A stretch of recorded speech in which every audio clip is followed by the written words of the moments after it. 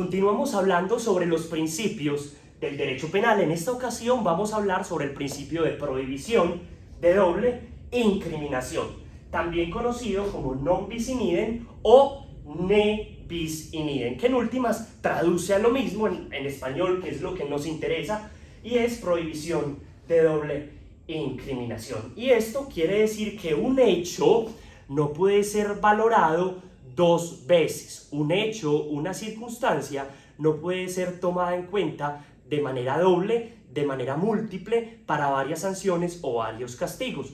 Por lo tanto, hay varias manifestaciones, acá las vamos a ver. Empecemos de una vez.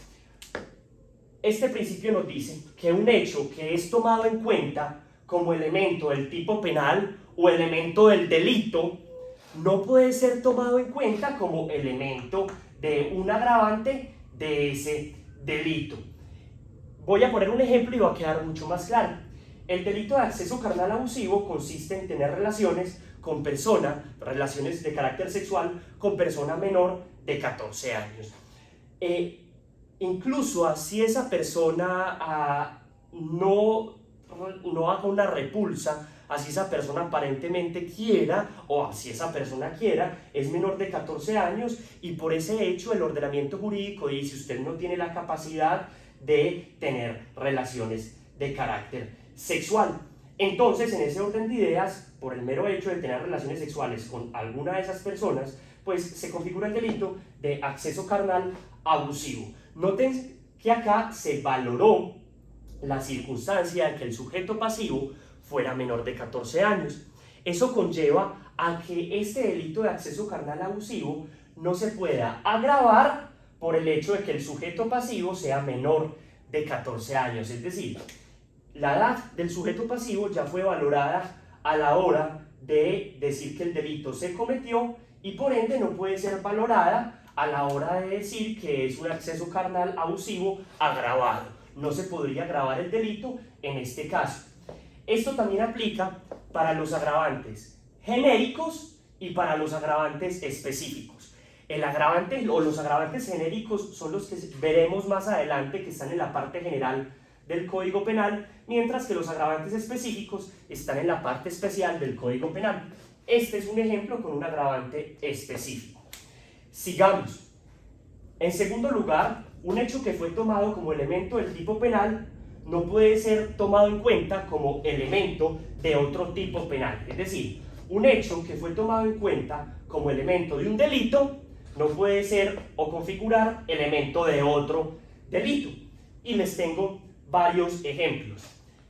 Una persona roba un computador que está guardado en un vehículo, rompe el vidrio, saca el computador del vehículo y en ese caso incurre en el hurto, y en este caso el hurto será calificado. Hasta ahí podríamos decir que es un delito de hurto calificado por la violencia sobre las cosas. Lo que no podríamos decir es que hay un hurto calificado por la violencia concursando con el delito de daño en bien ajeno. Acá en este caso, estos dos delitos no podrían concursar. ¿Por qué? Porque la violencia sobre las cosas ya aplicó o ya hizo efecto en el calificante. Por lo tanto, no podrá hacer efecto a la hora de configurar otro tipo penal. Otro ejemplo, acceso carnal violento, en el cual el sujeto activo despliega cierta violencia que configura justamente el delito de acceso carnal violento. No podríamos decir que ese delito de acceso carnal violento concursa con unas lesiones personales, porque la violencia ya fue castigada justamente y tenida en cuenta como elemento del tipo penal, elemento del delito.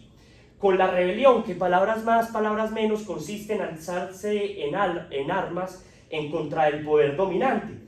En ese caso, alzarse en armas ya comprende un porte de armas. Por lo tanto, no podría concursar el delito de rebelión con el delito de porte de armas cuando las armas se tenían exclusivamente para el fin de la rebelión. Y este principio también aplica en materia procesal. que nos dice que no pueden haber dos procesos por el mismo delito, por el mismo hecho. Una vez termina un proceso, habrá una sentencia. Esa sentencia normalmente tiene efectos de cosa juzgada. Digo normalmente porque ustedes en procesal estudiarán que la cosa juzgada tiene varios requisitos que hay que verificar que se cumplan en cada caso para saber si el caso, valga la redundancia, ya fue juzgado. Entonces, una vez el proceso está cerrado, bien sea con una sentencia absolutoria o condenatoria, ya ese proceso no se puede reabrir por regla general. Digo por regla general porque hay unas excepciones y resulta que se pueden reabrir algunos procesos que ya hayan tenido sentencia, incluso con efectos de cosa juzgada.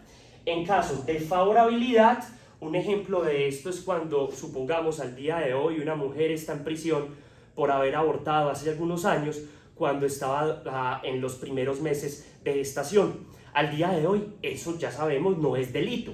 Por lo tanto, esta persona podría solicitar que se le aplique esta nueva ley, en este caso con efectos retroactivos favorables para ella. Y esta persona podría salir en libertad. Entonces noten que acá lo que ya había sido juzgado puede decidirse otra vez con efectos de favorabilidad. Y en segundo lugar está la acción de revisión. Ustedes ya la estudiarán en Derecho Procesal Penal, pero la acción de revisión es el mecanismo para tratar de controlar algunos errores judiciales. Cuando se dan algunos errores judiciales y bajo ciertos requisitos, presupuestos y parámetros, podría aplicar la acción de revisión.